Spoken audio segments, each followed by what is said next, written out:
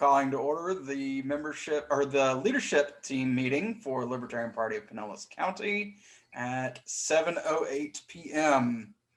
Were there any changes we wished to make to the agenda?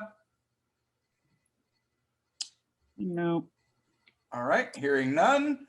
Attendance is pretty easy. It's the three of us minus Mr. Stevens. We also have Marcia as an observer, a member observer, and we had Laura pop in, Laura Marsh, as an observer who's a member as well, if I'm not mistaken. She popped in and she's trying to get back to us. So if you wouldn't mind, Jasmine, getting those five and anybody who may pop in. We do not have the prior meeting minutes, so we'll go ahead and skip item number 4 and move right into member comment. If there's any member of the leadership team who wishes to take off that hat and speak as strictly a member, or if Marcia has anything during member comment, that is now open for the next 5 minutes. Brett? Yes, Marcia? I'm curious to know if any of you guys have heard of Leigh Dundas, L-E-I-G-H-D-U-N-D-A-S. The name sounds familiar, but I couldn't tell you where I've heard She of it. was on Robert David Steele's Arise Freedom Tour, where he's saying, get rid of the D's and the R's and let the other parties come forth. Anyway, Okay. I met her personally last Friday, so I'm eager to keep working that line. The other thing also, so it happened last week, was I got the green light from the Libertarian National Convention Committee to have a Libertarian choir next May with music by Judge Gray. Did you know Judge Gray has written 2 musicals? Yes, I've actually seen, he sent me a copy of Americans All about Did he? Really? 5 years ago, Oh my after he goodness. visited Atlanta during the 2016 campaign. He sent me a copy of Americans All, which is the musical that I know that he's written. I don't know We'll about probably the do a second one. piece from that, and then Carla Howe has written music. Anyway, Awesome. and then I'm going to get going on my study party thing more. So yeah, and so I'm looking forward to these meetings in the various regions. That will be wonderful. So that's all I have to say right now. Okay. Okay. All right. Jasmine or Camilo, either of you wish to take off the leadership team hat and speak strictly as a member of the affiliate, or bring a member concern? I have no concerns to address or anything like that. And Jasmine, I see that you are remaining muted, so I imagine you do not either. I want to float. Yeah, okay. Moving on to the next item on the agenda, number 6. Mr. Colina, let's share our latest. We have some good news.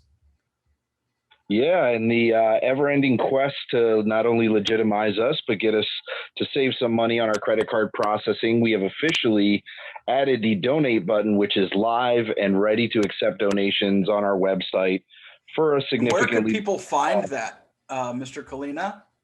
Yes, sir. That's going to be PinellasLP.org, and you'll be you can see it right above your shoulder there. No, that's Register LPF that's above my shoulder. But if you go to PinellasLP.org/donate, you can see our snazzy new button, or you can donate via BitPay. Yes, those things.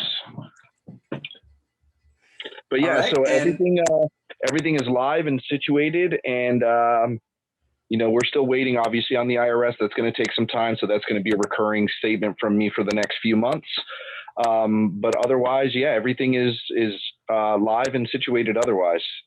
And if I'm not mistaken, we've actually gotten our first donation, and it is a recurring donation through our new payment processor, if I'm not mistaken. That is correct, yes. And the gateway does make it pretty simple for us to establish and set up gateway donations. For those that are interested in migrating from PayPal over to our current setup to do recurring that way, please just reach out to us. We can certainly accommodate that. It puts more money into our treasurer as a result, because it is significantly lower cost than what it is specifically for PayPal. PayPal, obviously, not only is it higher, but they sent us an email during this process saying that they were even raising the rates even more.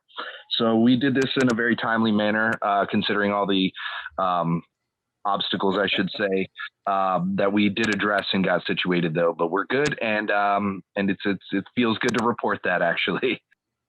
Glad to hear it. And we'll be, for those of you who are existing recurring donors, we're going to be reaching out during the month of August to you directly. It'll either be myself, Mr. Colina, Ms. Herrera, or Mr. Stevens, so that we can move your recurring donation to the new processor and end our reliance on PayPal. And we hope to have all of that done during the month of August, which should be pretty easy for us. I'm not going to reach out for donations. Oh, that's right. I Yeah, forgot, Ms. Herrera. Yeah. It'll just be Mr. Colina, myself, or Mr. Stevens. But I will be reaching out to Ms. Herrera about hers. And we'll probably get that taken care of here pretty soon. All right. The Pinellas County City Meetings update. Nate did share in Slack. As far as county affairs, nothing to report.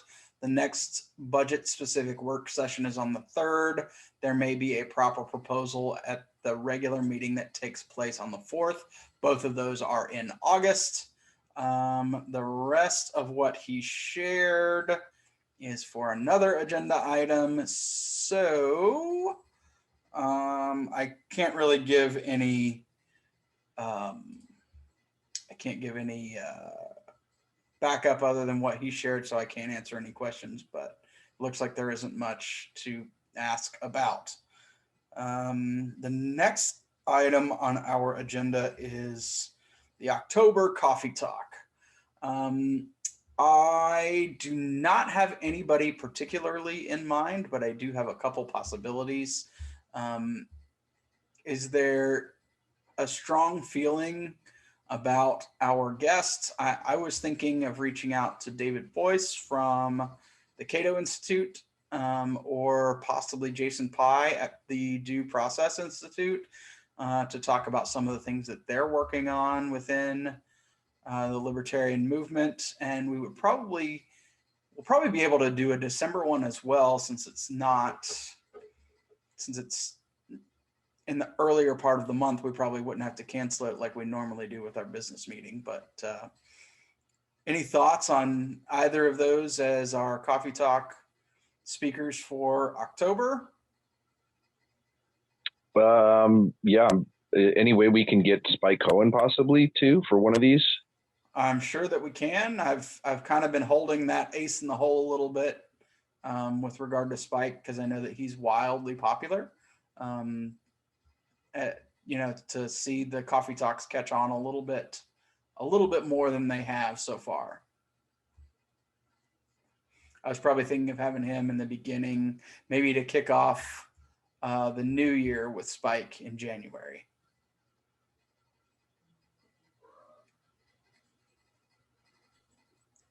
How about Vernon Supreme or Vermin Supreme? I'd love to have Vermin Supreme. I can reach out. I think that would be awesome. Okay.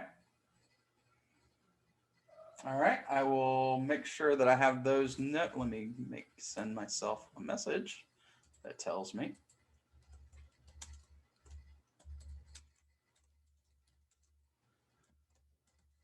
Okay, done. All right.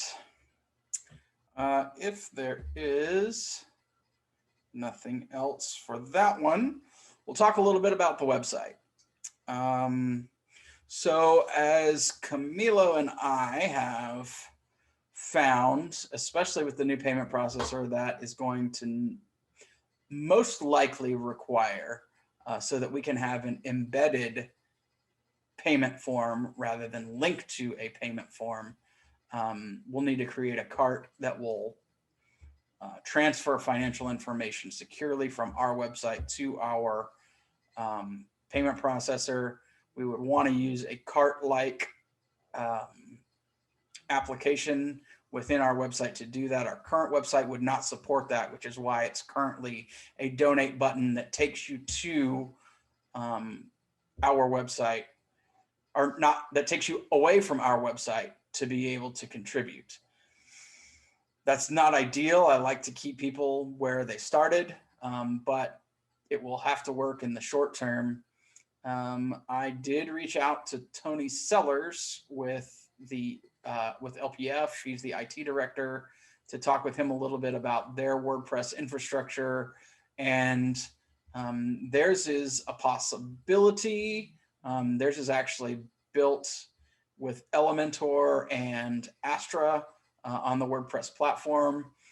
Both of those make web design a lot easier, but it's not something that we necessarily have the ability to do in terms of giving time and talent as of yet, but that's kind of where we're probably going to head, just based on ease of use and having something that is a content management system rather than having to be as well versed in HTML as I had to make sure that our new donation process was possible.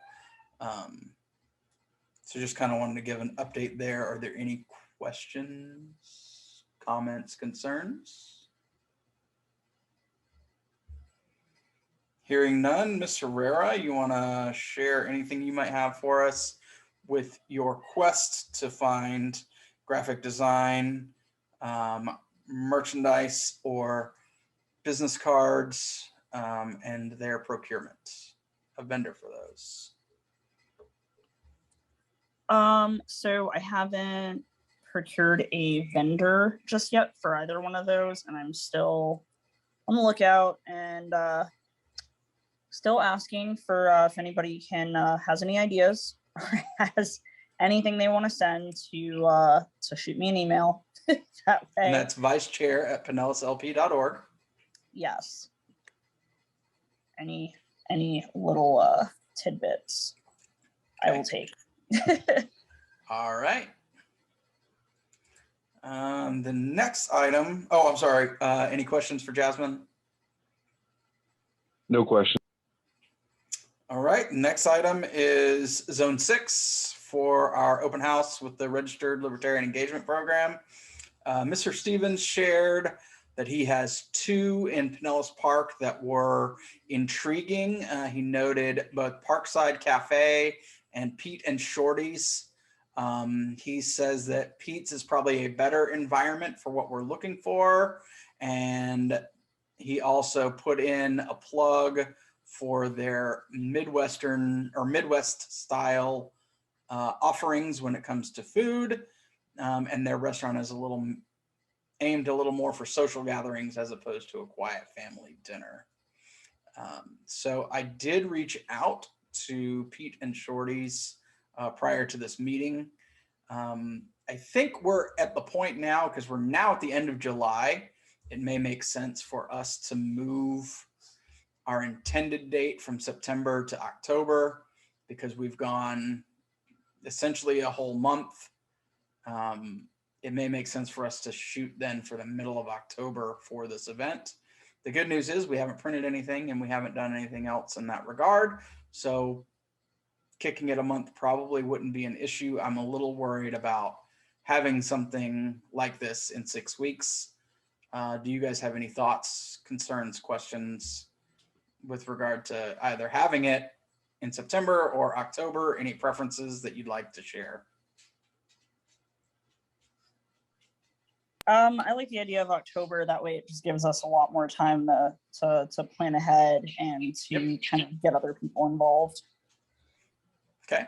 Yeah, it would also give us an opportunity to get the word out, and it would be cooler temperatures. So if we end up having to do something outside, because I don't know if you got the news update, but it looks like we're back in mask mandates again. It does look like we might be headed that way. I saw the hospitalization for the state was akin to what it was during the second wave of COVID. So I have a feeling that we may start to see some of those things, especially locally, if the executive order from the governor does not prevent them from instituting one, or if that executive order is drawn back. All right, October doesn't seem to be an issue. All right. Well, gosh, guys, we are to the end. Public member comment. Here's our opportunity. If there's anybody, just like at the beginning, if you are a member of the leadership team, and you'd like to take that hat off and speak to a member concern or a concern that you have as a member, or Marcia, as you are here, if you would like to share anything, we've got 5 minutes for public comment.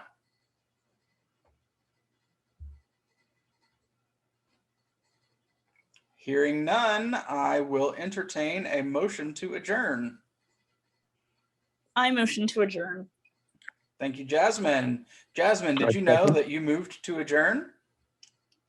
I'm actually hilariously typing with one hand that I motion to adjourn. All right. Mr. Kalina, do you care to second? I second. All right. All those in favor signify by saying aye. Aye. All those opposed? And we are adjourned.